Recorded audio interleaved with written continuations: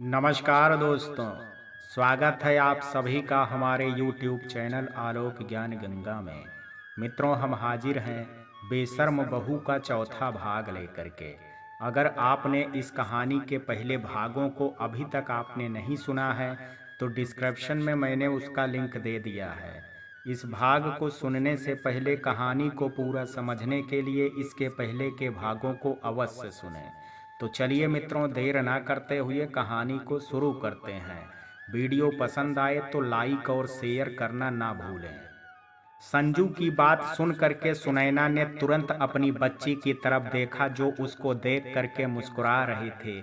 फिर सुनैना ने अपनी बच्ची से रोते रोते बात की तो उसकी बच्ची बहुत ही ध्यान से उसे देखे जा रही थी। पर जब सुनैना ने अपने आंसू पोंछ करके उसे बहुत प्यार से पुचकारा तो उसकी बच्ची फिर से मुस्कुराने लगी। और तब जा करके सुनैना के दिमाग में संजू की ये बात समझ आ गई और वो बिना कुछ संजू से बोले उठी और सीधा वॉशरूम की तरफ चली गई। ये देख करके संजू भी घबरा गया। आखिर अचानक से सुनैना को क्या हो गया? क्या उसे मेरी बात का बुरा लग गया? वो बाथरूम के दरवाजे के पास जा करके सुनैना को आवाज देने लगा, पर सुनैना ने संजू की किसी भी बात का कोई जवाब नहीं दिया। जब संजू को सुनैना का कोई जवाब नहीं मिला तो वापस जा करके सनाया के पास बैठ गया और सुनैना के बाहर आने का इंतजार करने लगा। थोड़ी देर में जो सुनैना बाहर आई वो अंदर गई सुनैना से पूरी तरह से अलग थी। सुनैना ने जब संजू की बात की गहराई को समझा कि हर वक्त अपने हर एक छोटे बड़े दुख के लिए दुखी रहने से हर कोई आपसे दूर भागने की कोशिश करता, बजाय उन लोगों के जो हर वक्त मुस्कुराते रहते हैं। भले ही उनकी जिंदगी में कितना ही बड़ा तूफान क्यों ना आ जाए, पर वो सिर्फ हंसते ही रहते हैं। लोग उन्हें ही पसंद करते हैं। तो सुनैना ने अब खुद को बदलने की ठान ली थी कि वो भी अब अपने बच्ची को अपनी तरह हर बात के लिए रोना नहीं बल्कि हंसना और लड़ना सिखाएगी। इसलिए सुनैना अचानक से उठ करके बाथरूम की तरफ गई और उसने खुद का हुलिया ही बदल लिया था। पहले सुनैना आंखों में आंसू लिए बालों को बांधे हुए बिना चेहरे पर किसी रौनकता की रहती थी, पर अब जो सुनैना बाहर आई थी उसे देख करके संजू की दिल की धड़कनें एक बार फिर से तेज होने लगी थी और वो एक बार फिर सुनैना की खूबसूरती में खोने लगा था। सुनैना ने अपने काले मोटे कमर तक लंबे बालों को खोल दिया था। बड़ी बड़ी आंखों में मोटा मोटा काजल, घने बालों के बीच लाल सिंदूर, मोटे मोटे होठों का लाल लिपस्टिक, गोरे गोरे अंग से गहरे लाल रंग की साड़ी और अपने चेहरे पर आंसुओं की जगह मुस्कान लेकर के जब सुनैना संजू के सामने आई तो संजू के दिल और दिमाग के तार आपस में ही भिड़ गए और संजू बस चकोर की तरह सुनैना को अपना चांद समझ करके निहारने लगा। सुनैना धीरे धीरे चल करके संजू के पास आ गई और संजू को खुद का होश ही नहीं था। फिर सुनैना ने संजू को अपनी चूड़ियों की खन खन से होश में वापस लाया और कहा कि कहाँ खो गए हो तुम? संजू के मुंह से एकदम से निकल गया कि मैं तुम्हारी खूबसूरती में। सुनैना ने कहा कि क्या? संजू ने फिर बात बनाते हुए कहा कि अरे पागल, सोच रहा हूँ कि भैया आज अगर यहाँ होते तो तुम्हें कच्चा ही चबा जाते।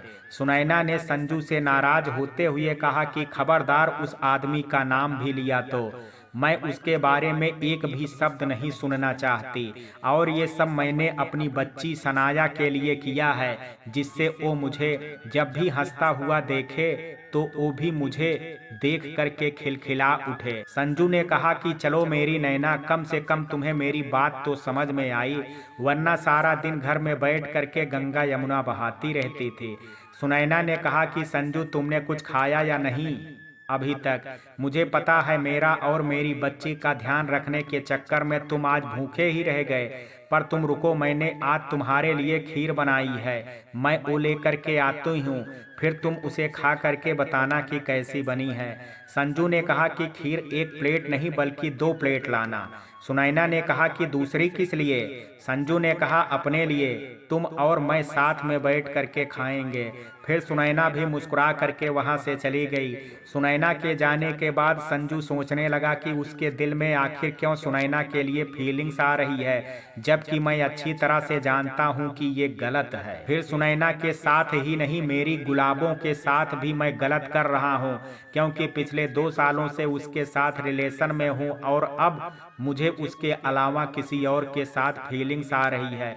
संजू के मन में अब एक बोझ था सुनैना को लेकर के। वो सुनैना से प्यार तो नहीं करना चाहता था, पर अब कुछ भी उसके बस का नहीं था।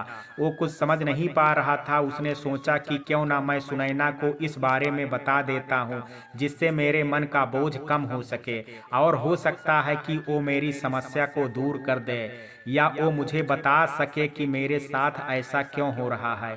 पर संजू ने जैसे ही सोचा सुनैना को सब कुछ बताने का, तभी संजू के मन में एक दूसरा भी ख्याल आया कि कहीं ये सब सुन करके सुनैना मुझे गलत ना समझ बैठे, कहीं वो मुझसे नफरत ना करने लगे। अगर ये सुन करके उसने मुझसे बात करना बंद कर दिया तो नहीं, मैं सुनैना को सच नहीं बताऊंगा और ये फीलिंग्स ही है ना, मैं इन्हें काबू में कर लूंगा, पर सुनैना को खुद से दूर नहीं जाने दूंगा।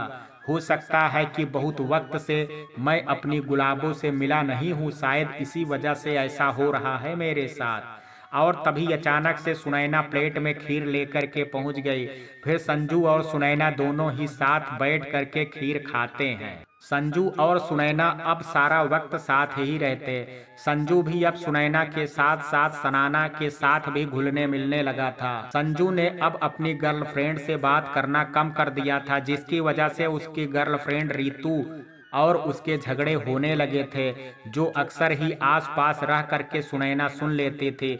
संजू की भावनाएं भी धीरे धीरे सुनैना के लिए बढ़ रही थी, पर संजू को लग रहा था कि अभी सुनैना की तबीयत ठीक नहीं है और घर में भी कोई नहीं है जिसके भरोसे मैं इसे छोड़ करके चला जाऊं। एक बार दादी अस्पताल से घर वापस आ जाएं और सुनैना की तबीयत ठीक हो जाए तो फिर मैं जा करके अपनी गुलाबों से मिल लूंगा, जिससे उसकी नाराजगी भी खत्म हो जाएगी और ये मेरे मन में जो कुछ भी सुनैना के लिए पल रहा है वो भी खत्म हो जाएगा। सुनैना की सास सुबह होते ही दादी के पास अस्पताल चली जाती हैं। उसके ससुर अपने काम से बाहर ही रहते हैं। जेठ जेठानी भी बाहर थे और संतोष भी अपने काम के सिलसिले में शहर से बाहर था। शिवानी उसकी ननद भी अपने एडमिशन के लिए मुंबई में थी, तो पूरे घर में बस संजू और सुनैना ही रहते थे। अब संजू पूरे टाइम बस सुनैना की दवाई देना, उसे वक्त पर खाना खिलाना और सनाया का ध्यान रखना, ये सब कुछ करने लगा और इसी के साथ वो अपनी गुलाबों को पूरी तरह से इग्नोर करने लगा, जिसका परिणाम ये हुआ कि संजू और रितु की पूरी तरह से बात होना बंद हो गई और अब संजू पूरे वक्त बस सुनैना के पास ही रहता।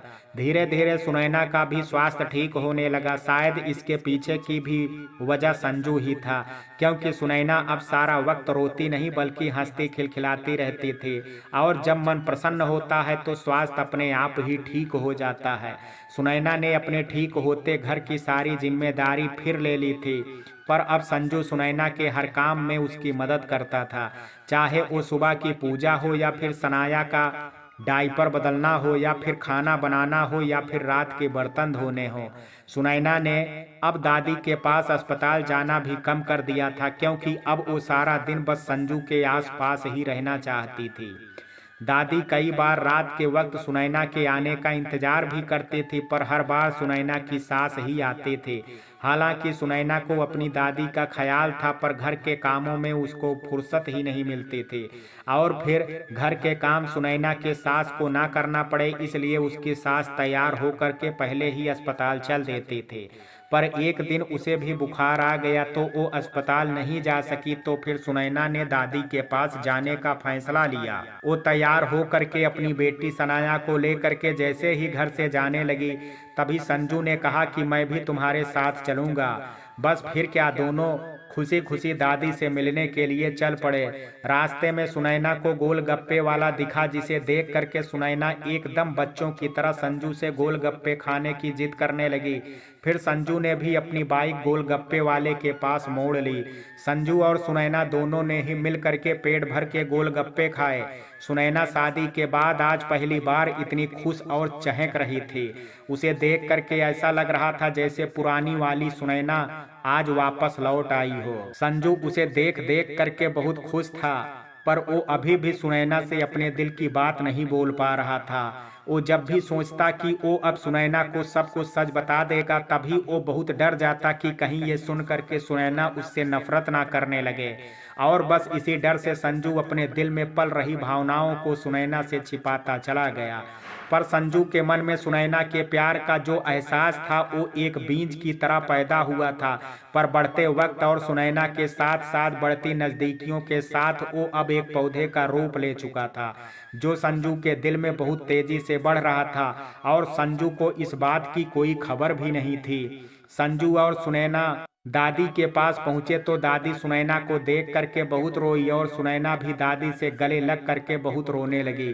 सुनैना को ऐसे रोता देख करके अब संजू की आंखों में भी आंसू आ गए, जिसे वो इधर उधर देख करके छिपाने की कोशिश कर रहा था। दादी ने सुनैना से पूछा कि तुम मुझसे मिलने क्यों नहीं आती थी मेरी बच्ची? क्या तू अपनी दादी से नाराज है? क्या मुझसे कोई गलती हो गई थी? सुनैना को अपनी दादी के मुंह से ये सब सुन करके बहुत बुरा लगा। फिर सुनैना ने अपनी दादी की सारी बात बताई कि कैसे वो बीमार हुई और फिर कैसे उसकी सास ने सुनैना को घर के काम में लगा करके खुद उसकी जगह अस्पताल आ जाती थी। दादी ने कहा कि बेटी, मैं समझती हूँ जब अपना पति अपने साथ नहीं होता तो घर की एक चींटी भी काटने को दौड़ती है, पर तू हिम्मत रख मेरी बच्ची, एक दिन तू भी जरूर वो सब कुछ कर पाएगी जिसकी तू हकदार है। और फिर संजू ने माहौल को थोड़ा खुशनुमा करने के लिए कहा कि मुझे तो लगा था दादी की सिर्फ भाभी ही गंगा यमुना बहाती हैं, पर आंसुओं के बहाने का असली स्रोत तो आप ही हैं। ये सुन करके दादी और सुनैना दोनों ही हंसने लगी। फिर धीरे धीरे सुनैना, संजू और दादी आपस में बात करने लगे। दादी लेट करके बस सुनैना और संजू को ही देखे जा रही थी। आखिर उनके भी सिर के बाल सफेद हो चुके थे, वो भी उनकी जिंदगी के अनुभव से, ना कि धूप से।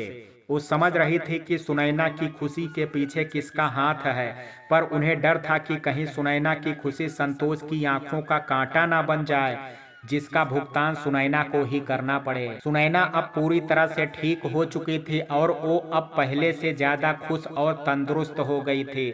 शायद वो अब जिंदगी को काट नहीं बल्कि जी रही थी। अब उसे भी अपनी खुशियों की परवाह थी। धीरे धीरे दादी की भी तबीयत ठीक हो गई थी और उन्हें भी अस्पताल से अब छुट्टी मिल गई थी और वो अब घर आ चुकी थी। देखते ही देखते 15 दिन बीत गए थे और सब अपने अपने काम को पूरा करके घर वापस आ रहे थे।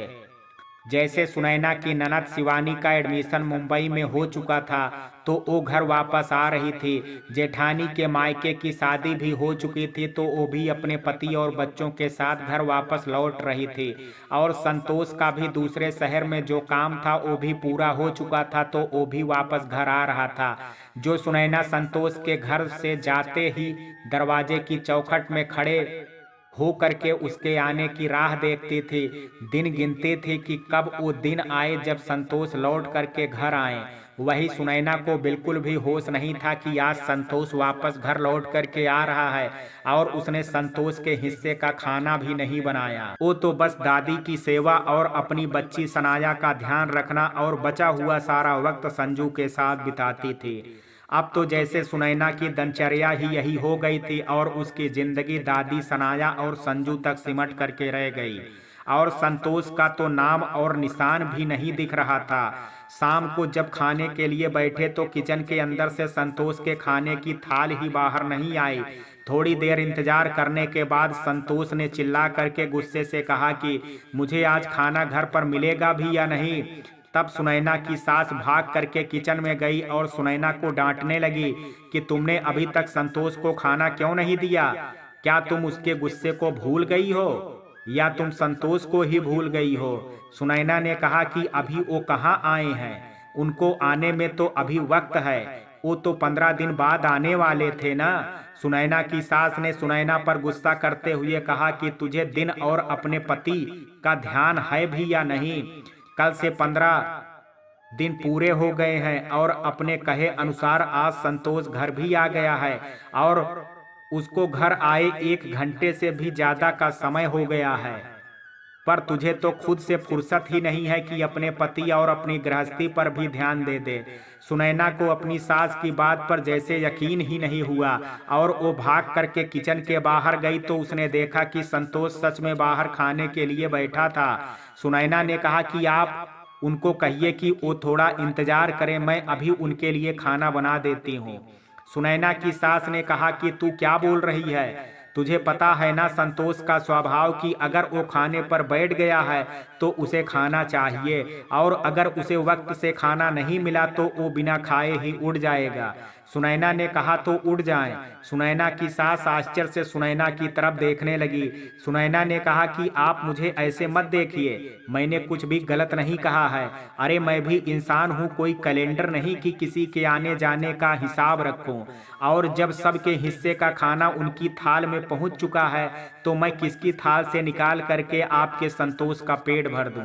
और अगर आप मेरे हिस्से के खाने के बारे में सोच रही हैं तो वो मैं आपके बेटे को नहीं दे सकती, क्योंकि मेरी बेटी बहुत देर से भूखी है और जब तक मेरा पेट नहीं भरेगा तब तक मैं अपनी बेटी का पेट नहीं भर पाऊंगी।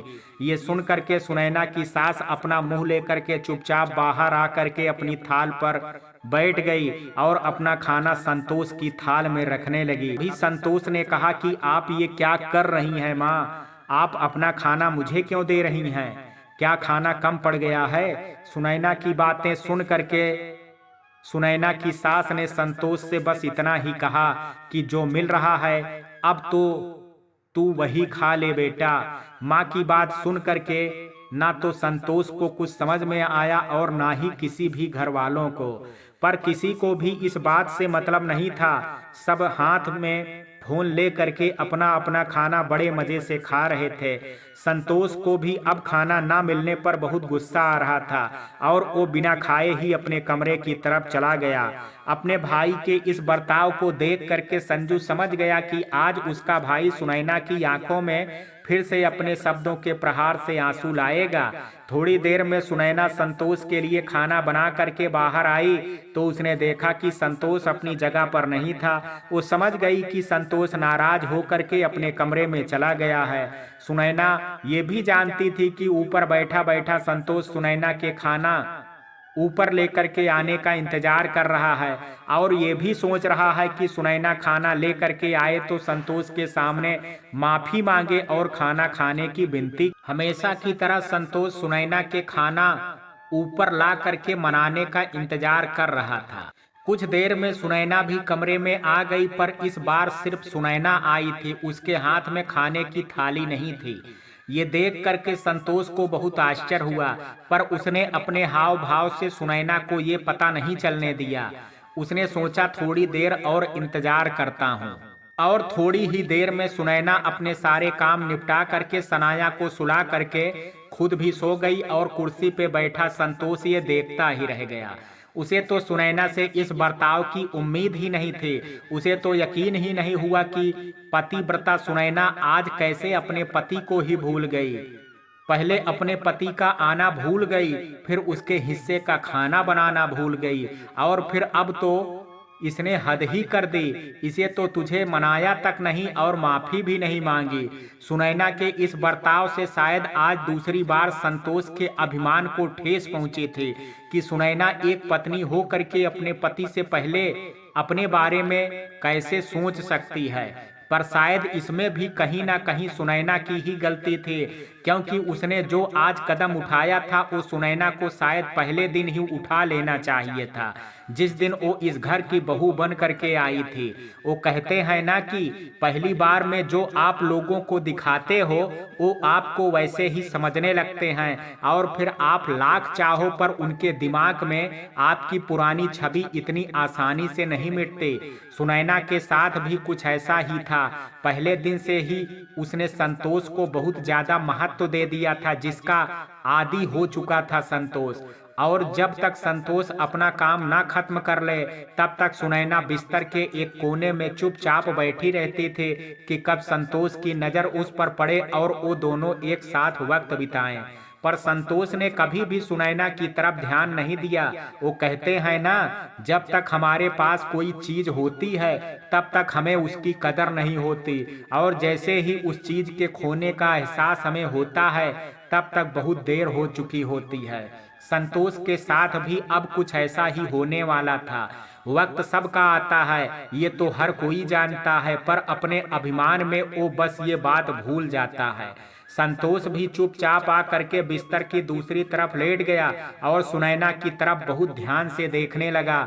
सुनैना ने आंखें तो बंद कर ली थी, पर वो अभी तक सोई नहीं थी, क्योंकि वो संतोष के स्वभाव को बहुत अच्छे से जानती थी कि वो जो भी आज उसने संतोष के साथ किया है उससे संतोष के अभिमान को बहुत ठेस पहुंची होगी। पर सुनैना ने अब ठान लिया था कि जिस बात के लिए उसका मन नहीं होगा वो ऐसा कोई भी काम अपने मन को मार करके नहीं करेगी। संतोष को सुनैना को देख करके गुस्सा तो बहुत आ रहा था, पर वो अपने अभिमान के चलते सामने से सुनैना से बात नहीं कर रहा था। लेकिन सुनैना ने भी जो किया था आज उसके साथ, वो उसके बाद बहुत परेशान हो गया था कि सुनैना उसके साथ ऐसा कैसे कर सकती है, और ये बेचैनी उसे सोने नहीं दे रही थी। तभी वो खिसक करके सुनैना की तरफ बढ़ा उसके साथ हम बिस्तर होने के लिए कि तभी सुनैना ने संतोष से करवट ले करके दूसरी तरफ मुंह कर लिया, और ये देख करके तो अब संतोष की तो जैसे किसी ने जान ही निकाल दी हो। इतनी गंदी बेइज्जती तो शायद ही संतोष की सबके सामने चांटा खा करके भी नहीं हुई होगी, जितनी अकेले में आज सुनैना ने कर दी थी। उसे तो यकीन ही नहीं हो रहा था कि ये सब उसके साथ हो रहा है, पर हो क्यों रहा है ये ज्यादा बड़ा सवाल होना चाहिए था उसके लिए। सुनैना के ऐसे बर्ताव के बाद संतोष अपने में ही सोचने लगा कि जो लड़की मेरे करीब आए सोती नहीं थी, वो आज मुझे अपने करीब ही नहीं आने दे रही है। संतोष के मन में अब ये बहुत बड़ा सवाल बन गया था कि सुनैना उसके साथ ऐसा कैसे कर सकती है। पर संतोष का अभिमान भी तो कम नहीं था, जो उसे सुनैना से खुल करके बात भी नहीं करने दे रहा था। और शायद अब कुछ हद तक संतोष भी सुनैना से बात करने से डर गया था कि कहीं सुनैना बची हुई इज्जत भी ना धो दे मेरी, इसलिए आज के लिए इतना काफी है, और वो भी दूसरी तरफ करवट ले करके सो गया। पर शायद अभी भी बहुत कुछ था जो सुनैना की जिंदगी में होना बाकी था। ये तो सिर्फ एक शुरुआत थी उसके खुद की पहचान की। अगली सुबह सब रोज की तरह उठ करके अपने अपने काम में लगे थे और सुनैना सबका नाश्ता लगा रही थी। घर में लोग ज्यादा होने की वजह से अब सुनैना और संजू को आपस में बात करने का वक्त नहीं मिल पा रहा था। फिर भी दोनों अब एक दूसरे को इतना समझने लगे थे कि दोनों आपस में इशारों से ही बात कर लेते थे। अब सुनैना जब भी काम करती तो संजू सनाया का ध्यान रखता, और अब संजू के आने से सुनैना की मुश्किलें भी कम होने लगी थी या फिर और बढ़ने वाली थी। अचानक ही दरवाजे की बेल बजी। सब सोचने लगे कि सुबह के 9 बजे कौन आया होगा। फिर संजू ही दरवाजा खोलने गया, और उसने जैसे ही दरवाजा खोला तो सामने से उसे एक जोरदार का थप्पड़ पड़ा, जिसकी आवाज सुन करके पूरा खानदान ही बाहर आ गया, ये देखने की अब किसने घर के दूसरे बेटे को थप्पड़ जड़ दिया। पर संजू के थप्पड़ खाने से सुनैना को सबसे ज्यादा हैरानी हुई। एकाएक उस लड़की ने संजू से सवाल जवाब शुरू कर दिया, और संजू ने उस लड़की की इस हरकत पर उसे कुछ भी नहीं कहा, बल्कि गुनहगार की तरह उसकी सारी बातें सुनता रहा। पर संजू की माँ से अपने दूसरे बेटे की बेइज्जती नहीं सही गई, और वो भाग करके उस लड़की के पास गई और गुस्से से उसको चिल्लाने लगी कि तेरी हिम्मत कैसे हुई मेरे बेटे पर हाथ उठाने की, और तू है कौन। संजू ने कहा कि माँ, इसे कुछ मत कहिए, ये मेरी गलती है जिसका फल मिला है मुझे। संजू की माँ और साथ ही सारा परिवार आश्चर्य से संजू की तरफ देखने लगा। तब संजू ने उस लड़की का हाथ पकड़ा और सबके सामने कहा कि मैं आप सबको बताता हूं कि ये लड़की कौन है और किस हक से इसने मुझे थप्पड़ मारा है। ये मेरी गुलाबो है और इससे मैं बहुत प्यार करता हूं। इसका नाम रीतू है, और आप सब माने या ना माने पर ये इस घर की होने वाली छोटी बहू है। सुनैना ने जैसे ही संजू और रीतू को साथ में देखा तो उसे बहुत दुख हुआ। हालांकि सुनैना रीतू के बारे में सब पहले से ही जानते थे, पर फिर भी उसे आज अचानक से यूं संजू के साथ देख करके बहुत तकलीफ हो रही थी। साथ ही वो ये भी सोच रही थी कि ना जाने अब रीतू के साथ क्या होगा, क्योंकि जब मैंने संतोष को थप्पड़ मारा था तब इस घर में तूफान आ गया था, और आज रीतू ने संजू को थप्पड़ मारा है तो भगवान ही जाने कि क्या कयामत आने वाली है। संजू की ये बात सुन करके पूरा घर सदमे में था, पर संजू की माँ को पता नहीं अचानक क्या हो गया। वो तो खुशी से झूमने लगी ये खबर सुन करके, और उसने शिवानी को चिल्लाते हुए कहा कि अरे तू खड़ी खड़ी क्या देख रही है, जा जल्दी कर पूजा की थाल ले करके आ, इस घर की छोटी बहू आई है पहली बार। संजू को सदमा कम नहीं था कि संजू की माँ ने जो सदमा दिया उससे तो खुद संजू और रीतू भी हैरान हो गए। ना रीतू ने ऐसा सोचा था कि संजू के घर में उसका ऐसा स्वागत होगा, और ना खुद संजू ने अपनी माँ से ऐसी कोई उम्मीद की थी। पर शायद संजू की माँ के ऐसे बर्ताव का कारण भी खुद संजू ही था, क्योंकि संजू ने जिस तरह से सबके सामने रीतू को हाथ पकड़ करके उसका साथ दिया था, उसके थप्पड़ मारने के बाद भी, तो संजू के इस बर्ताव से संजू की माँ समझ गई थी कि अगर उसकी माँ ने रीतू के खिलाफ एक शब्द और भी कहा तो शायद सबके सामने संजू मुझे ही चार बातें सुना दे। इसलिए भलाई इसी में है कि मुझे रीतू को चुपचाप अपना लेना चाहिए, क्योंकि लड़का अब बड़ा है। अगर अपना लड़का अपने पास चाहना है तो उसकी हाँ में हाँ मिलाने में ही समझदारी है, बाकी की बाद में देख लेंगे। अब जब संजू की माँ ने अपने हथियार डाल दिए तो भला अब घर में किसकी मजाल थी जो संजू की माँ के खिलाफ जाए। फिर जल्दी ही शिवानी पूजा की थाल लेकर के आई और संजू की माँ ने बड़े ही प्यार से रीतू का स्वागत किया। फिर संजू ने कहा कि माँ, मुझे रीतू से अकेले में कुछ जरूरी बात करनी है, तो मैं इसे अपने साथ अपने रूम में ले करके जा रहा हूँ, और जब तक हमारी बात पूरी ना हो जाए तब तक ना आप और ना कोई भी हमें बीच में भी डिस्टर्ब ना करे। और फिर संजू रीतू को लेकर के अपने रूम की तरफ चला गया और सब भी अपने अपने काम के लिए चल पड़े। पर सुनैना अभी भी वहीं खड़ी हो करके सोचती रही कि आखिर ऐसा क्या हुआ रीतू के साथ और मेरे साथ, ऐसा क्यों नहीं हुआ था, या फिर जैसा मेरे साथ हुआ था वैसा रीतू के साथ क्यों नहीं हुआ। मेरे एक थप्पड़ से मुझे बेशर्म बहू का खिताब मिल गया, पर रीतू को पूरे आदर के साथ छोटी बहू का इतना बड़ा फर्क कैसे। सुनैना को इस बात से भी ज्यादा इस बात से तकलीफ हो रही थी कि संजू अब सुनैना के साथ नहीं बल्कि अपनी गुलाबों के बारे में सोच रहा था। सुनैना ने खुद को समझाने की कोशिश की, जो कुछ भी उसके मन में अभी चल रहा है वो सब गलत है, और मुझे तो रीतू के बारे में पहले से ही पता था कि संजू रीतू से बहुत प्यार करता है और दोनों जल्द ही शादी भी करने वाले हैं। फिर आज अचानक से संजू और रीतू को साथ देख करके मुझे इतनी तकलीफ क्यों हो रही है। मेरे दिल में ऐसा क्या चल रहा है जिसे मैं समझ नहीं पा रही हूँ। मुझे तो अपनी छोटी देवरानी के लिए खुश हुई होनी चाहिए। मेरे दिल में खुशी की जगह जलन और तकलीफ क्यों है? क्या है जो मुझे महसूस तो हो रहा है पर समझ में नहीं आ रहा है। सुनैना ने अपने मन की उलझनों को थोड़ा विराम देने की कोशिश की और खुद को घर के काम में व्यस्त कर लिया।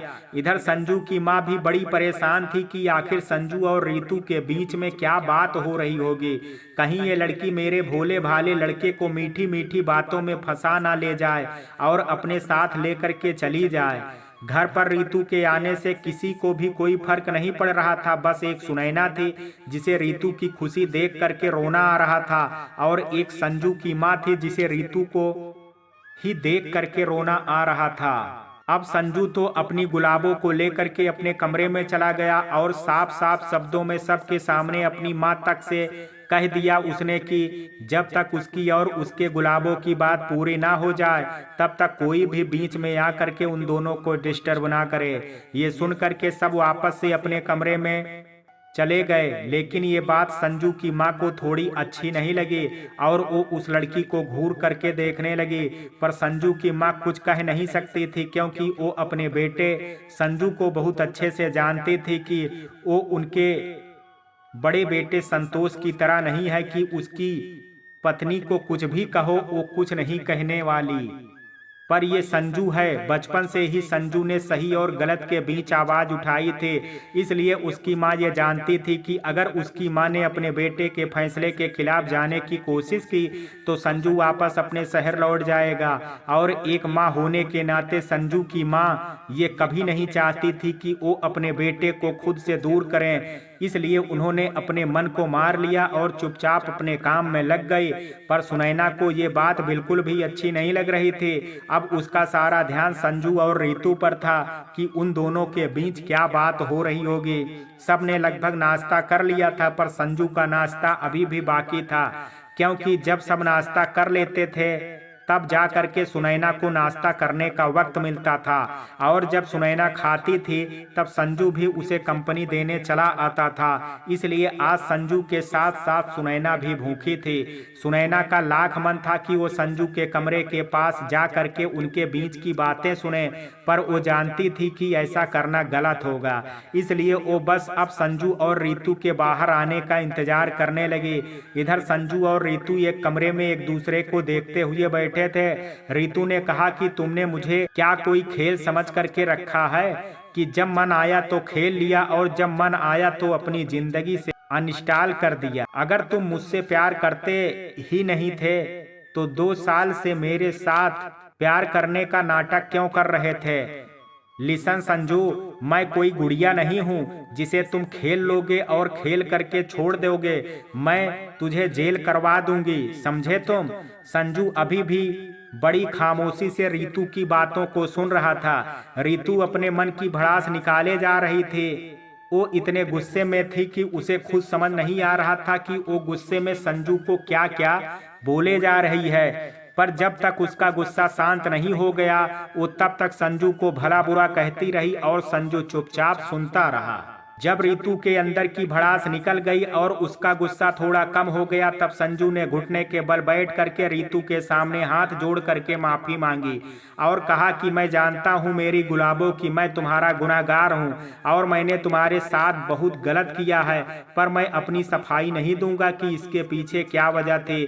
पर हाँ, इतना जरूर कहूँगा कि मुझसे अनजाने में ये गलती हुई है, पर इसके लिए मैं सजा भुगतने को तैयार हूँ। तुम जो भी सजा दोगी वो मुझे मंजूर है। अब जब संजू ने अपनी गलती को अपना करके घुटनों के बल बैठ करके माफी भी मांग ली और सजा सुनने को भी तैयार हो गया तो भला अब कैसे कोई लड़की इतना सब कुछ देखने के बाद नाराज रह सकती है। फिर रीतू भी संजू से प्यार करती थी, इसलिए फिर रीतू ने संजू को माफ कर दिया और दोनों ने आपस में बात करके अपने सारे गिले शिकवे दूर कर दिए। इस बीच संजू का कई बार मन हुआ कि वो रीतू से अपने मन की बात बता दे कि उसके मन में उसकी भाभी सुनैना को लेकर के जो कुछ भी चल रहा है। पर संजू ने सोचा कि अभी ही मेरी गलती की वजह से मेरे और मेरी गुलाबों के बीच इतनी गलतफहमी बढ़ गई है और अगर ऐसी हालत में मैंने रीतू से सुनैना के बारे में कुछ भी कहा तो एक लड़की होने के नाते ये मेरी बात समझेगी कम और तमाशा ज्यादा कर देगी। इसलिए ये अभी सही वक्त नहीं है रीतू को कुछ भी बताने का। और वैसे भी मेरे मन में जो कुछ भी सुनैना के लिए है वो सच में है भी कुछ या नहीं, मुझे तो खुद अभी भी नहीं पता, इसलिए मैं रीतू को भी क्या बताऊंगा। और वैसे भी अब मेरी गुलाबो मेरे पास आई है तो उसके साथ वक्त बिताऊंगा तो जो भी गलतफहमी मेरे साथ मेरे दिल में सुनैना को लेकर के हो रही होगी वो भी अब खत्म हो जाएगी। तो फिर रीतू को कुछ बताने जैसा रहेगा ही कहाँ। इसलिए अभी अपने और रीतू के बीच के रिश्ते पर ध्यान देता हूँ मैं। फिर संजू और रीतू ने काफी टाइम एक दूसरे के साथ बिताया। दोनों एक दूसरे से बहुत देर तक बात कर रहे थे और जो भी उनके मन मुटाव थे वो एक मुलाकात में सब खत्म हो गया। और बचा तो सिर्फ प्यार। पर बढ़ता वक्त जहां दो लोगों को नजदीक ला रहा था, वहीं ये बढ़ता वक्त किसी की बेचैनी को भी बढ़ा रहा था, और वो थी सुनैना। अब सुनैना से 1 मिनट और भी इंतजार नहीं हो रहा था, इसलिए वो अब अपने मन के आगे कमजोर हो गई और चाय नाश्ता लेकर के संजू के कमरे के बाहर जा करके खड़ी हो गई। और फिर उसने जैसे ही दरवाजा खटखटाया, संजू और रीतू जो एक दूसरे की बाहों में सिमटे जा रहे थे, वो अचानक ही दरवाजे की खटखट से डर गए। फिर संजू ने कहा कि पता नहीं कौन है, जबकि मना किया था कि कोई भी हमें परेशान ना करे, पर फिर भी किसी ने तो आकर के हमें परेशान कर दिया। संजू ने कहा, रुको तुम, मैं अभी देख करके आता हूँ कि कौन है। और फिर संजू ने जैसे ही दरवाजा खोला तो सामने सुनैना आंखों में हजार सवाल लिए और हाथों में चाय नाश्ते की ट्रे लिए खड़ी हुई थी। लेकिन संजू ने जैसे ही सुनैना को देखा तो वो फिर से सुनैना की खूबसूरती में खोता चला गया, और एक बार फिर उसे अपने गुलाबों का ध्यान नहीं रहा। और उसने वहीं सुनैना से कहा कि तुम नाश्ता लेकर के क्यों घूम रही हो? तुम्हें पता है ना कि तुम्हारी तबीयत ठीक नहीं है, पर फिर भी तुम अपना ध्यान नहीं रख सकती।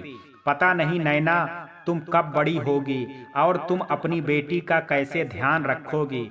संजू की ये चिंता अपने लिए देख करके सुनैना को तो बड़ा अच्छा लगा, पर रीतू को ये देख करके एक भी अच्छा नहीं लगा। और उसने फिर संजू को पीछे से आवाज दी, कौन है संजू, जिसका तुम इतने प्यार से ध्यान रख रहे हो?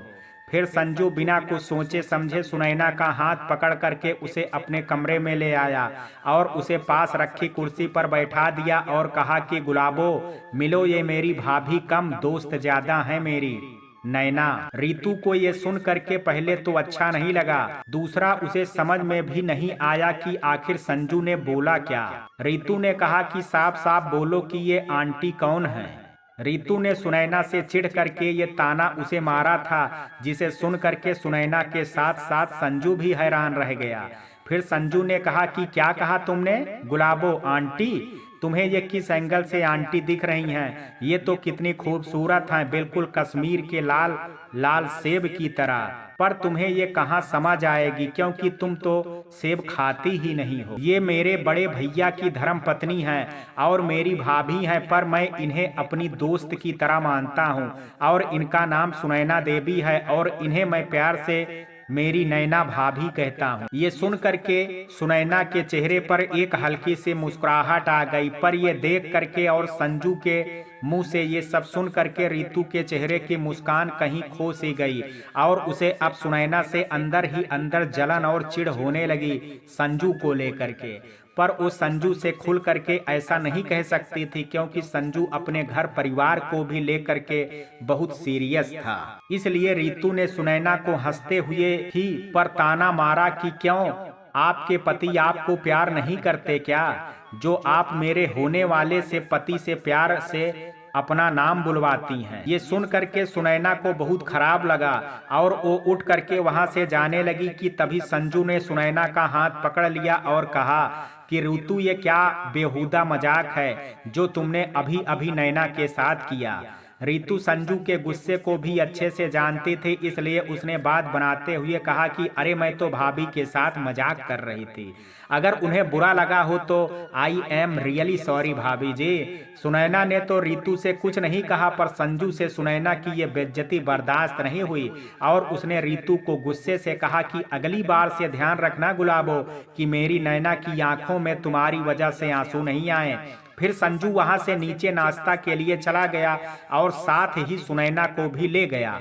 रीतू को संजू को अपनी भाभी के प्रति इतना केयरिंग होना कुछ ठीक नहीं लग रहा था, पर वो संजू को जानती थी कि संजू का स्वभाव बहुत ही दयालु प्रवृत्ति का है, इसलिए वो तो हर किसी की मदद करने लगता है।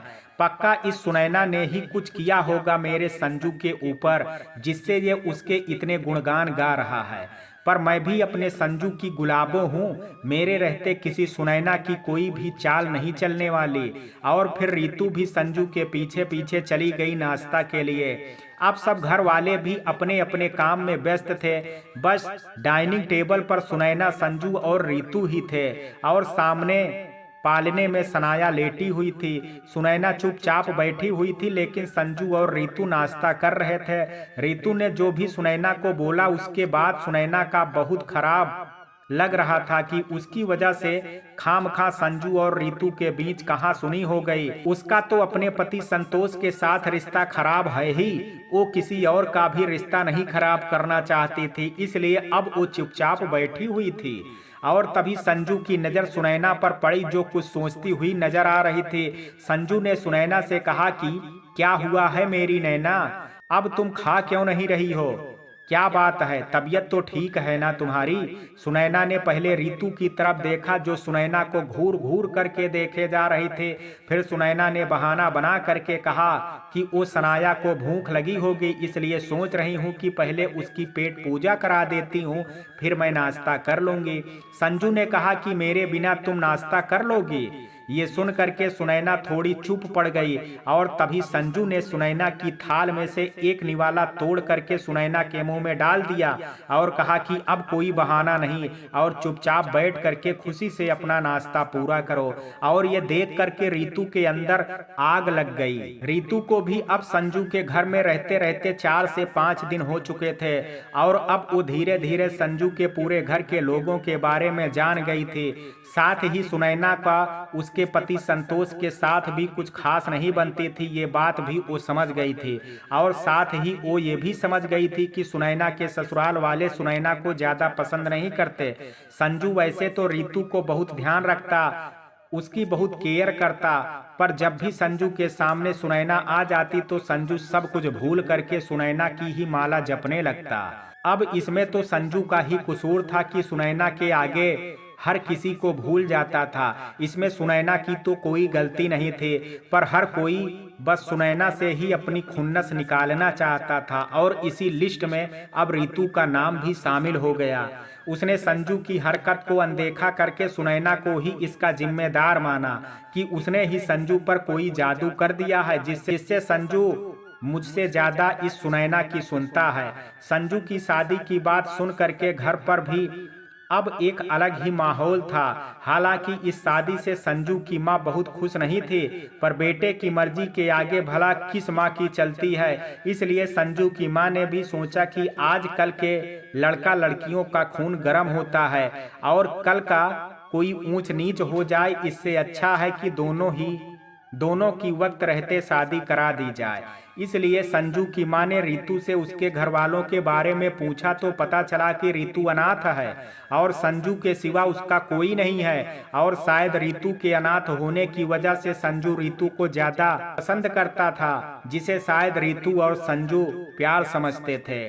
पर जो भी हो, दोनों ने अपनी सारी सीमाएं तो पार कर ही दी थी, तो अब चाहे वजह कुछ भी हो, दोनों एक दूसरे के साथ शादी करना चाहते थे।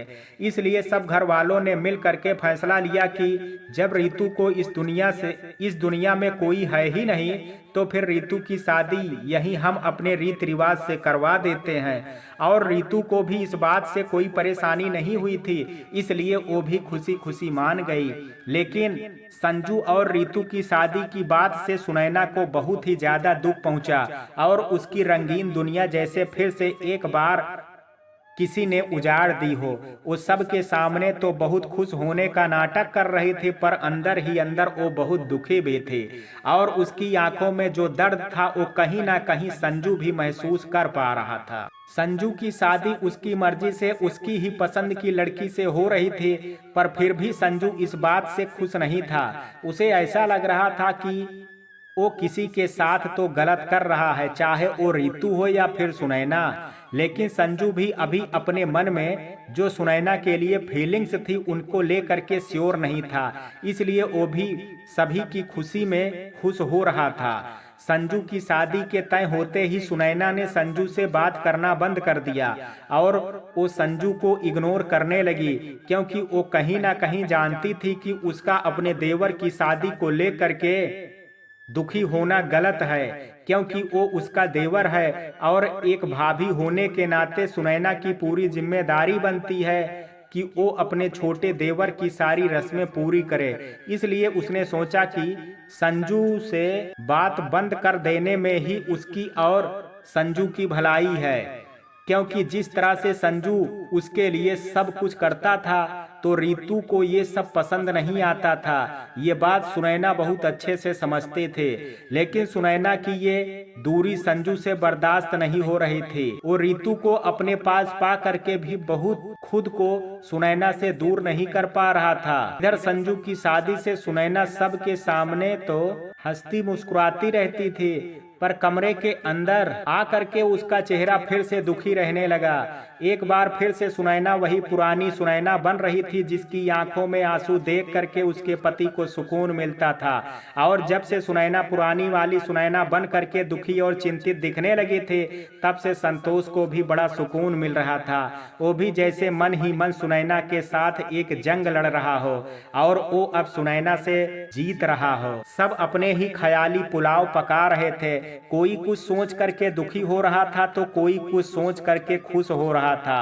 अब किसकी किस्मत में क्या था ये तो वक्त ही बताने वाला था।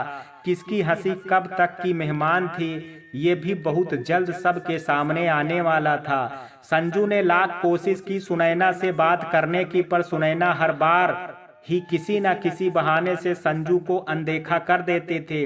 और अब संजू से ये सब बर्दाश्त नहीं हो रहा था। उसे सुनैना से दूरी बर्दाश्त नहीं हो रही थी। इसलिए उसने एक दिन सुनैना से बात करने की ठान ली कि आज चाहे कुछ भी हो जाए पर सुनैना से बात करके ही रहेगा, क्योंकि वो अच्छे से जानता था कि कोई बात तो है जो सुनैना उससे छिपा रही है, लेकिन वो इतनी आसानी से बताएगी भी नहीं।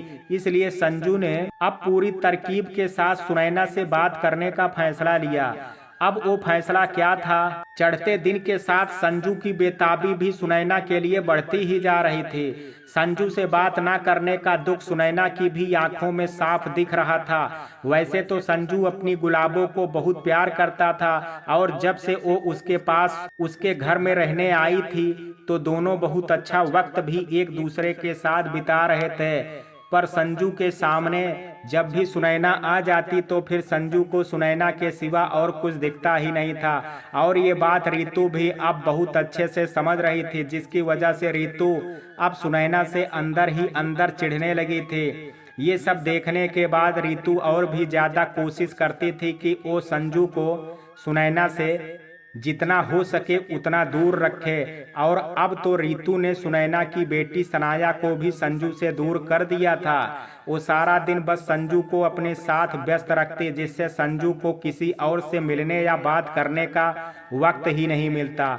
और रितु समझती है कि अब संजू के दिमाग में धीरे धीरे सुनैना का जादू खत्म हो रहा है। पर एक लड़के के दिमाग और जुबान पर कब क्या होता है ये तो सिर्फ एक लड़का ही समझ सकता है, क्योंकि संजू सामने से तो रितु के साथ ही हंसता और उसके साथ वक्त बिताता, पर दिमाग में उसके बस सुनैना से बात करने का ही ख्याल रहता कि ऐसा क्या किया जाए जिससे वो सुनैना से खुल करके बात कर सके। और फिर एक दिन संजू को भी वो मौका मिल ही गया।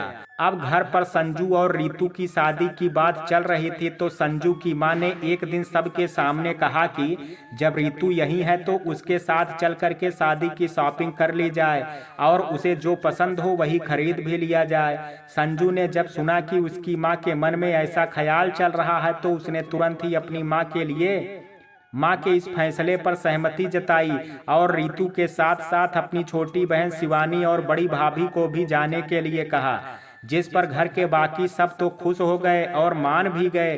पर रितु थोड़ा मॉडर्न ख्यालों वाली लड़की थी, इसलिए उसने अकेले में संजू से कहा कि वो सबके साथ नहीं बल्कि संजू के साथ अकेले में जाना चाहती है। जिस पर संजू ने रितु को समझाया कि रितु, हमारी शादी होने के बाद तुम्हें मेरा छोड़ना होगा, क्योंकि मैं एक ज्वाइंट फैमिली में रहता हूँ, इसलिए तुम्हें अब हमारा की आदत डालनी होगी और सबके साथ घुल मिल कर के रहना होगा, तभी तुम इस घर में अच्छे से रह पाओगी, वरना तुम्हें हर किसी से बहुत जल्द ही तकलीफ होने लगेगी। अब जब संजू ने ही ऐसा कह दिया रितु से तो अब रितु के पास ना चाहते हुए भी संजू की बात मानने के अलावा और कोई रास्ता नहीं था।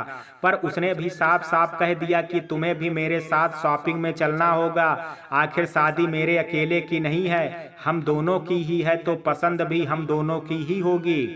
संजू ने रितु को समझाने की बहुत कोशिश की पर रितु ने जिद पकड़ ली। तो फिर संजू को भी ना चाहते हुए रीतू की बात माननी पड़ी। संजू ने ये सोच करके अपनी माँ के ख्याल को बढ़ावा दिया था कि अगर माँ और रीतू बाहर शॉपिंग करने जाएंगे तो मैं शिवानी और बड़ी भाभी का भी नाम ले लूंगा, जिससे घर पर सुनैना और दादी के सिवा कोई और नहीं बचेगा। और संजू ये भी बहुत अच्छे से जानता था उसके घर वाले सुनैना से बहुत खार खाते हैं, इसलिए वो सुनैना को कभी भी अपने साथ चलने के लिए नहीं कहेंगे। पर अगर संजू ने सबके साथ सुनैना का भी नाम लिया होता तो शायद फिर मजबूरी में ही पर संजू की माँ को सुनैना को भी अपने साथ ले जाना पड़ता। इसलिए संजू ने जानबूझ करके सुनैना का नाम ही नहीं लिया। पर किचन में बैठी सुनैना बाहर सबकी बातें बहुत ध्यान से सुन रही थी और उसने जब ये सुना कि संजू ने बाहर शॉपिंग में जाने के लिए उसका नाम ही नहीं लिया तो उसे बहुत तकलीफ हुई और वो सोचने लगी कि मेरी सोच पहले ही सही थी कि दुनिया के सारे मर्द एक जैसे ही होते हैं। कोई वक्त के पहले ही बदल जाता है तो कोई वक्त के साथ तो कोई वक्त के बाद अपना रंग दिखाता है, पर बदलता जरूर है। इधर रीतू ने जब संजू को अपने साथ ले जाने की जिद कर ली तो अब संजू को भी अपने फैसले पर पछतावा होने लगा कि काश उसने सुनैना का नाम ले लिया होता तो बाहर शॉपिंग मॉल में ही वो मौका देख करके सुनैना से बात कर लेता, पर अब तो वो भी नहीं हो सकता है। शाम होते ही सब तैयार होने लगे और थोड़ी देर बाद सब गाड़ी में बैठ करके शॉपिंग के लिए चले गए। पर्दे के पीछे खड़ी सुनैना धीरे से सबको झांकती रही कि शायद उसे भी कोई एक आवाज दे करके चलने को कहे, पर ससुराल तो ससुराल ही होता है, कभी ना कभी अपना असली रंग दिखा ही देता है। दादी ये सब देख करके बहुत दुखी हुई कि जिस तरह मैंने अपनी जिंदगी सबकी जिल्लत सह करके काटी है और वक्त पर सही फैसला न लेने के कारण आज तक उसकी सजा भुगत रही हूँ, कहीं मेरी बच्ची सुनैना के साथ भी ना ऐसा हो जाए, कहीं उसे भी मेरी तरह घुट घुट करके ना जीना पड़े। हे भगवान, मेरी बच्ची को सही वक्त पर सही फैसला लेने की सद्बुद्धि देना। संजू अब सबके साथ शॉपिंग के लिए मॉल आ पहुंचा था, पर उसका मन अभी भी सुनैना की तरफ लगा हुआ था और रीतू का सिर्फ शॉपिंग पर। वैसे तो हर लड़की की दिलचस्पी शॉपिंग में होती है, खास करके अपनी शादी की, पर रीतू थोड़ा स्वार्थी तरह की लड़की थी जिसे सिर्फ अपने बारे में चिंता रहती थी। उसे संजू से ज्यादा मतलब नहीं था। वो उससे प्यार तो करती थी पर अपनी शर्तों के हिसाब से।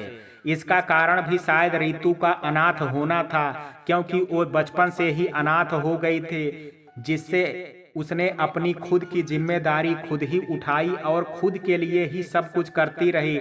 इस वजह से उसे पहले अपनी और फिर बाद में किसी और की चिंता होती थी। वैसे रीतू का ऐसा सोचना सही ही था, क्योंकि जो लोग पहले अपने बारे में सोचते हैं वो कभी दुखी नहीं होते, क्योंकि उनके लिए उनकी खुशी सबसे पहले होती है। और जो लोग खुद से ज्यादा किसी और को महत्व देते हैं वो अक्सर रोते ही रहते हैं। जैसे संतोष और सुनैना के बीच था, जिसमें सुनैना ने संतोष को खुद से भी ज्यादा महत्व दे दिया था और अपने से पहले वो सिर्फ संतोष के बारे में ही सोचती थी और इसी वजह से सुनैना सिर्फ दुखी ही रहती थी। मॉल पहुंच करके अब रीतू का सारा ध्यान सिर्फ शॉपिंग पर था, लेकिन संजू का सारा ध्यान अपनी नैना पर था और अब उससे ये सब और बर्दाश्त नहीं हो रहा था।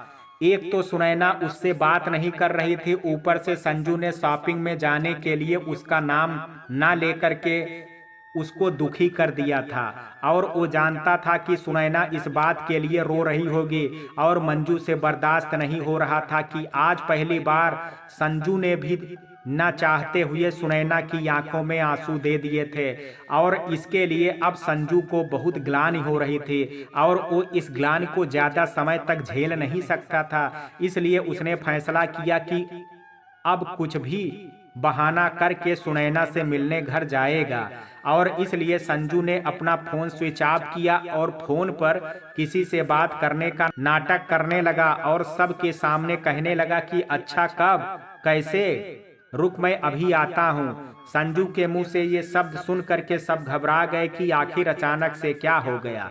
तभी संजू की माँ संजू से कुछ पूछ पाती कि बीच में कूद करके रीतू ने ही संजू से पूछ लिया कि क्या बात है संजू, क्या हुआ है। तब संजू ने कहा कि मेरे एक दोस्त का एक्सीडेंट हो गया है और उसके फोन से एक आदमी ने मुझे कॉल करके बताया कि मेरा दोस्त जिसका एक्सीडेंट हुआ है वो बीच सड़क में बेहोश पड़ा हुआ है, तो मुझे अभी ही यहाँ से जाना होगा उसकी जान बचाने के लिए। सॉरी रितु, मुझे माफ करना, पर मेरा अभी तुम्हारे साथ होने से ज्यादा जरूरी अपने दोस्त के साथ होना है, इसलिए मैं जल्दी ही जाता हूँ और उसको अस्पताल में भर्ती करवा करके तुरंत ही तुम्हारे पास आता हूँ। तब तक तुम अपनी शॉपिंग करो। रितु तो वैसे भी अपनी शॉपिंग में मगन थे, उसे संजू के साथ होने से कोई फर्क भी नहीं पड़ रहा था, पर रितु के अंदर संजू के परिवार को लेकर के एक जलन थी कि जैसे संजू ने सबके सामने रितु का हाथ पकड़ लिया था, तो रितु को इस बात का घमंड हो गया था कि संजू उसे अपने परिवार से भी ज्यादा मानता है और महत्व देता है, और इसलिए रितु हर वक्त संजू पर अपना अधिकार जमाने लगी थी। अब वो तो संजू की अच्छाई थी कि वो एक लड़की की इज्जत करता था, इसलिए वो रितु की हर बात को चुपचाप मान लेता था और शायद रितु के ऊपर एक भी उंगली ना उठे, इसलिए संजू ने सबके सामने रितु का साथ दिया था, क्योंकि वो अपने परिवार और अपनी माँ को अच्छे से जानता था कि अगर संजू ने रितु को एक भी शब्द बोला तो संजू का सारा परिवार ही रितु के पीछे पड़ जाएगा। इसलिए उसने रितु को बचाने के लिए ये कदम उठाया था, और रितु मैडम ने अच्छी खासी गलतफहमी पाल ली थी अपने मन में।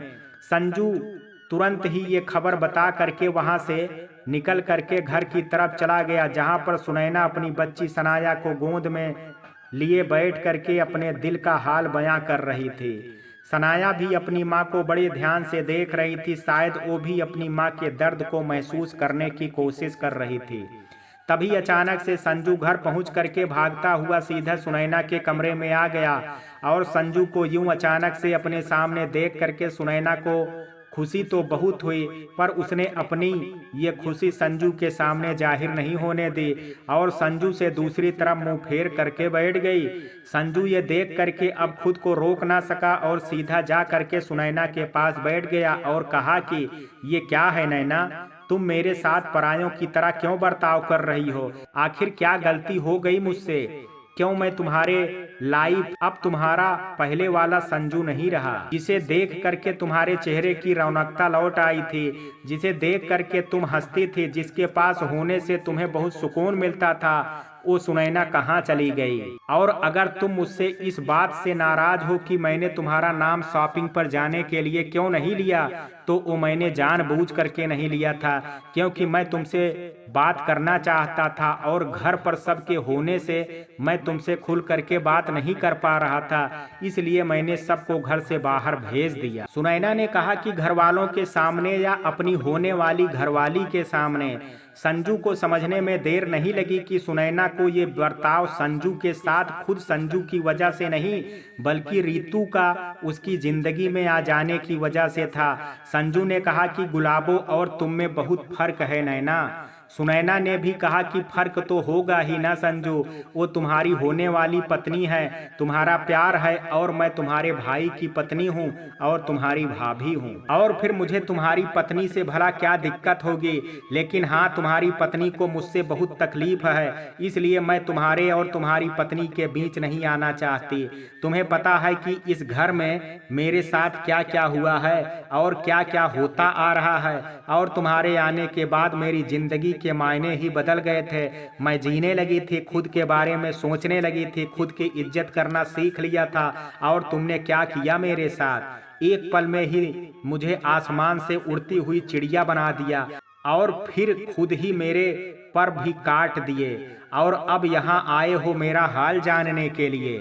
तुम मुझे बताओ कि तुम्हारी होने वाली पत्नी और तुम्हारे बीच तो अटूट प्यार है ना, तो फिर तुम क्यों अपनी पत्नी को छोड़ करके मेरे पास चले आते हो? क्या है हमारे बीच? क्योंकि तुम्हारी होने वाली पत्नी ने तो मुझे साफ साफ कह दिया कि मेरे पति और मेरे बीच प्यार नहीं है, इसलिए मैं उसके होने वाले पति पर नजर डालती हूँ। तो तुम मुझे बताओ कि तुम क्यों मेरे पास आते हो? और ये सब कहते कहते सुनैना बहुत बुरी तरह से रोने लगी। संजू ये सब सुन करके हक्का बक्का रह गया कि रितु ने सुनैना से ये सब क्यों और कब कहा। और अब संजू को भी समझ में आ रहा था कि क्यों अचानक से सुनैना ने संजू से बात करना बंद कर दिया था, क्यों उसे देख करके भी सुनैना अनदेखी करती थी। संजू ने सुनैना की आंखों में आंसू पोंछे और कहा कि ये सब रीतू ने तुमसे कहा।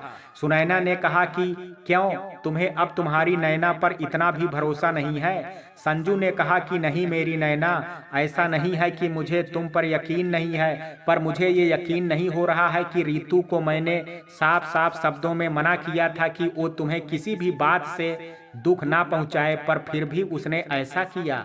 सुनैना ने कहा कि शायद इसलिए उसने ऐसा किया क्योंकि तुमने उससे ऐसा कहा, क्योंकि कोई भी पत्नी ये बर्दाश्त नहीं करेगी कि उसका पति उससे ज्यादा किसी और औरत को इतना महत्व दे। सुनैना के मन में जो भी था अब उसने संजू के सामने सब कुछ कह दिया था, जिससे उसके अंदर की नाराजगी संजू के लिए खत्म हो गई थी। और अब संजू को भी सुनैना के इस बर्ताव के पीछे का कारण पता चल गया था, इसलिए वो भी अब सुनैना को समझाने में लग गया था। पर अभी भी इसी बीच बहुत कुछ होना बाकी था। इधर शॉपिंग कर रही रीतू, संजू की माँ, बहन शिवानी और सुनैना की जेठानी सब कुछ भूल करके बस शॉपिंग किए जा रही थी कि तभी अचानक से सुनैना की जेठानी के फोन पर उसके पति का कॉल आता है कि वो एक बहुत इंपॉर्टेंट फाइल घर पर ही भूल गया है, तो अपने ऑफिस से एक आदमी को भेज रहा है, तो वो उस फाइल को उस आदमी के हाथों ऑफिस भिजवा दे। अब ऑफिस का जरूरी काम था, इसलिए सुनैना की जेठानी को ना चाहते हुए भी अपनी शॉपिंग बीच में छोड़ करके घर की तरफ जाना पड़ा। और थोड़ी देर में वो घर भी पहुंच गई। उसका कमरा नीचे ही था, इसलिए वो सीधे अपने कमरे में गई और फाइल निकाल करके हॉल में बैठ गई। तभी उसके कानों में सुनैना के कमरे से कुछ आवाजें सुनाई दी, जिसे सुन करके वो थोड़ा हैरान हुई कि सुनैना किससे बात कर रही है। संतोष भैया तो होंगे नहीं, क्योंकि ये वक्त तो उनके काम का है, तो वो तो ऑफिस में ही होंगे, और अगर वो होते भी तो इससे इतना कभी बात ही ना करते। फिर ये कौन है जिससे ये इतना बातें किए जा रही है? कहीं ऐसा तो नहीं कि पति सुख ना पा करके ये बाहरी सुख लेने लगी हो? आखिर बेशर्म तो है ही। तभी अस्पताल में सबके सामने संतोष भैया से जा करके गले लग गई थी। बिस्तर कम पड़ रहा था तो अब खुले में आशिकी कर रही थी। चल करके देखना ही पड़ेगा, आखिर मैं भी इस घर की बहू हूँ, मुझे भी इस घर की मान मर्यादा पर ध्यान देना चाहिए। और तभी सुनैना की जेठानी दबे पांव से सुनैना के कमरे की तरफ जाने लगी, और वो जैसे ही सुनैना के कमरे के पास पहुंची तो उसने दरवाजे के पीछे से जो देखा, उसे देख करके तो उसकी आंखें फटी की फटी रह गई। पहले तो जब उसने संजू को घर पर देखा और वो भी सुनैना के साथ देखा, तो उसे पहला सदमा लगा कि ये तो वहां से ये कह करके आया था कि दोस्त का एक्सीडेंट हो गया है और वो मरने जीने की हालत में है, और ये उसकी जान बचाने जा रहा है, उसे अस्पताल में भर्ती करवाने। तो ये कैसा दोस्त है इसका, और ये कौन सा एक्सीडेंट हुआ है जिसे देख करके मुझे ही सदमा लग रहा है, और ये कौन सा अस्पताल है जहां अपने दोस्त को भर्ती करवाया जा रहा है? कुछ तो पक्का दाल में काला है, या पूरी दाल ही काली है। फिर उसने देखा कि संजू एक हाथ से सुनैना के आंसू पोंछ रहा था और एक गिलास में पानी ले करके उसे पिलाने की कोशिश कर रहा था। और ये देख करके तो सुनैना की जेठानी के होश ही उड़ गए। तो मित्रों, कहानी के इस भाग में आज इतना ही। शेष कहानी कल सुनेंगे। कहानी का ये भाग आपको कैसा लगा, आप अपनी राय मुझे कमेंट बॉक्स में जरूर दीजिएगा। वीडियो पसंद आया हो तो वीडियो को लाइक शेयर, अगर चैनल पर पहली बार विजिट कर रहे हैं तो कृपया चैनल को सब्सक्राइब करना ना भूलें। कल मिलते हैं कहानी के शेष भाग के साथ, तब तक के लिए जय हिंद, जय भारत।